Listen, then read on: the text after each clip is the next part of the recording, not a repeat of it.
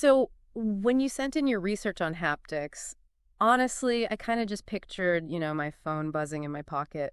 But looking at all this now, wow, it's way more than just that. It really is a fascinating field. Yeah. People don't realize how complex touch is. It's like second nature, right? You don't think about it. Right. We're constantly sensing pressure, texture, temperature.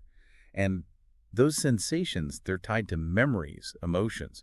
Trying to recreate all of that digitally, well, that's the challenge and the allure of haptics. It's like trying to bottle a feeling. Like, we can replicate sounds and images pretty easily now, but replicating the feeling of something, that's different. Exactly. And a lot of people might be surprised to hear that this whole quest to recreate touch digitally, it goes back further than you might think. Oh, yeah. You mean like back when cell phones were the size of bricks? I still remember those clunky buttons.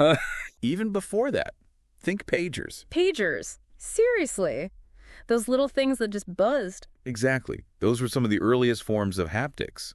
Using vibration for, like, silent alerts, a very specific problem, discrete communication, but it paved the way for haptics in mobile phones. Wow, I never thought of it like that. So then, yeah, vibrating alerts in early cell phones. That makes sense. And from there, things evolved.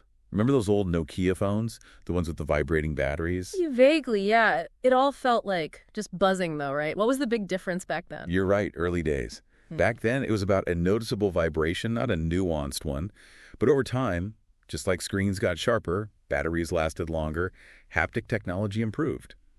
Take Apple's 3D Touch, for example. Trying to create a more detailed experience based on how hard you press the screen. Oh, right. I remember that. Didn't really work out, though, did it? Not quite. Innovative idea, but it faced challenges. Costly, and developers weren't sure how to use it well in apps. But it shows that push for more sophisticated haptic feedback was already there.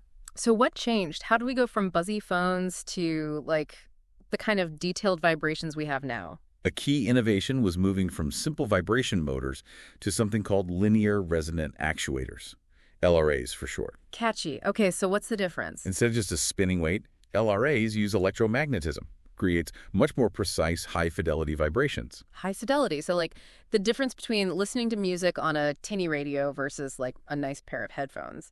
Exactly. Haptic fidelity means how accurately the device can recreate a sense of touch. Higher fidelity, more realistic, more detailed the sensation.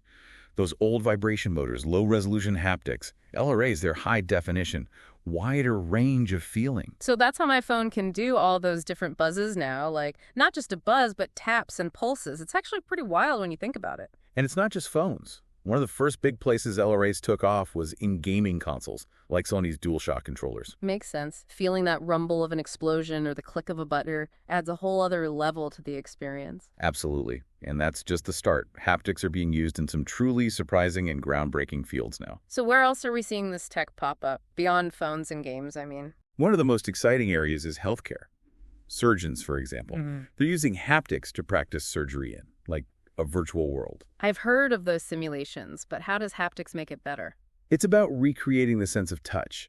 Imagine you're a surgeon practicing a procedure virtually. With haptics, you can actually feel the resistance of tissue, the give of an artery, builds muscle memory in a way you can't get from just looking at a screen. So it's not just seeing, it's feeling what it's like to actually perform the surgery. And this actually leads to better results in the real world. That's right. Study shows surgeons who train with haptics, they're faster, more precise, fewer errors during real surgeries. And it's not just about training either.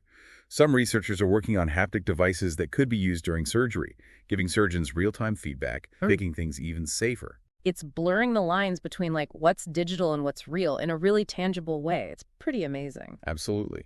And it's not just operating rooms. Haptics are helping stroke patients too, regaining motor skills. Oh, wow. Like how? Say someone's relearning how to, grasp objects. A haptic device, maybe a glove or robotic arm, it can guide their hand through the motions. And they're not just seeing it, they're feeling it too, right?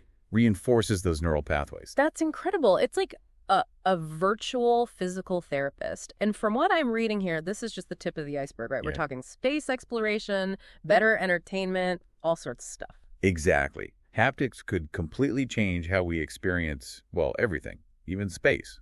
Astronauts, for example, wearing suits with haptic sensors. Okay, I'm picturing it. What am I feeling? Obstacles in your path, even if you can't see them.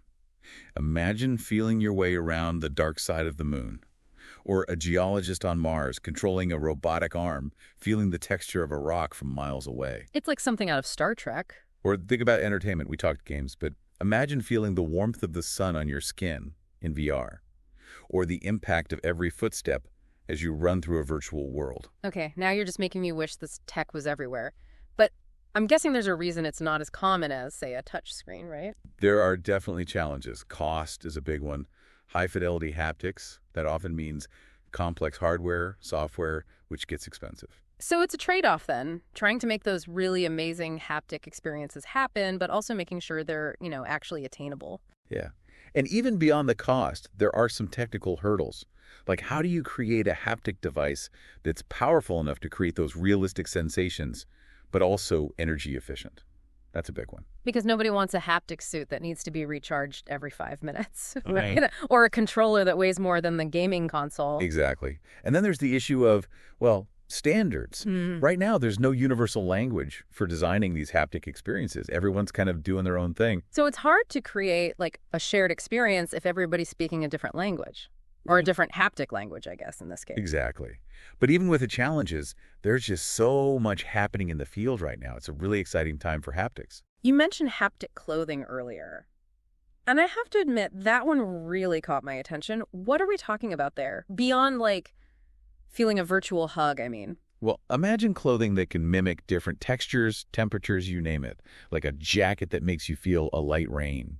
Or a shirt that feels like it's actually made of silk. Okay, that's pretty wild. Like a whole wardrobe that can basically transport you somewhere else. Right. Or for people with visual impairments, imagine clothing that can help them navigate by, say, providing haptic cues about their surroundings. Or even just, like, everyday life. What about a car seat that gives you a little nudge if you start to drift out of your lane? Exactly. The possibilities are huge, and that's what makes haptics so fascinating. It really has the potential to change how we interact with, well, everything. We started off talking about buzzing phones, and now we're talking about, like, feeling the texture of a rock on Mars. Pretty mind-blowing stuff. It really is. And it all comes back to touch, right? How we experience the world. And now with haptics, we're starting to figure out how to share that digitally. It makes you wonder what's next. Maybe one day we'll look back at our old buzzing phones the way we look at those first clunky computers now, amazed at how far we've come. Definitely an exciting time to be exploring all this. It really is. Well, that about wraps up our deep dive into the world of haptics for today. But listeners, next time you feel that phone buzz in your pocket, I hope you remember it's part of a much bigger picture. And that picture, it's still being painted. The future of touch is wide open. Well said. Keep those minds curious, and we'll catch you on the next deep dive.